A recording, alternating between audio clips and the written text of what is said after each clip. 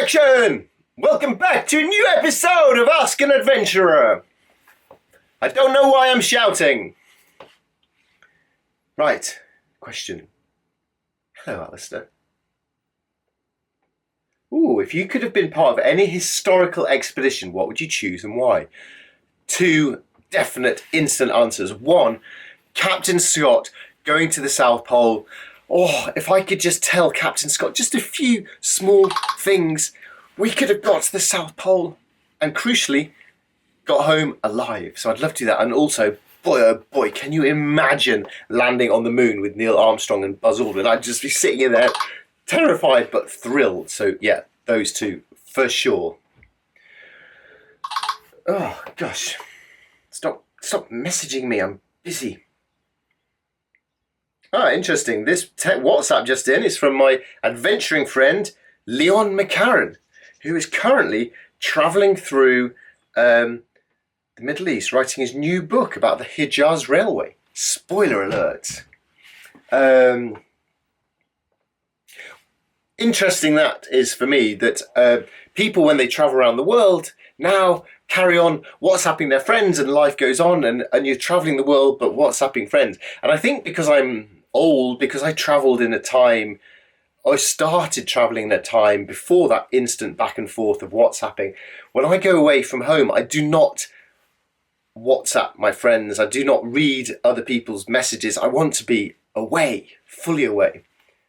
But I guess other people like to be both away and still chatting to their friends. Ups and downs. Right. What would you attempt to achieve if you knew you couldn't fail? Well, I might buy a lottery ticket.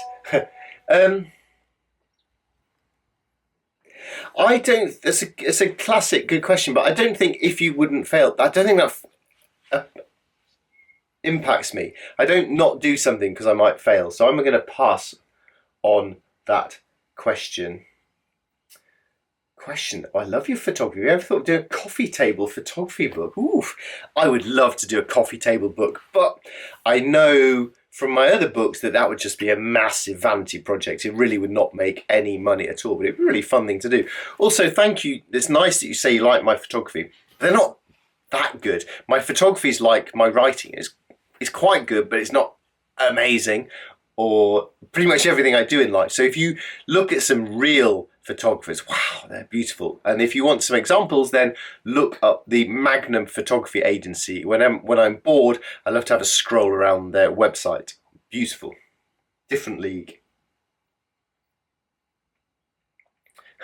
Hi Al, I've been getting more adventurous, done some wild camps in a tent, but I'd like to try sleeping under the stars in a bivvy bag. How nervous should I be about animals and insects coming to investigate me in the night? I'm scared of waking up in the night with a slug in my face or being nuzzled by a fox. I don't think you should be scared of those things. I mean, you're not going to get nuzzled by a fox. That's not going to happen. Perhaps you might get nuzzled by an inquisitive Labrador if you're in the town park next morning, or by a sheep if you're in a field of sheep. There is a slight chance of slugs crawling around your sleeping bag, your bivvy bag, I do confess that, but it's really, present fears are less than horrible imaginings, as Shakespeare said about his bivvy bag experience. So I think you should give it a go. Yeah, go for it. Go sleep on a hill, have a micro-adventure. Good luck.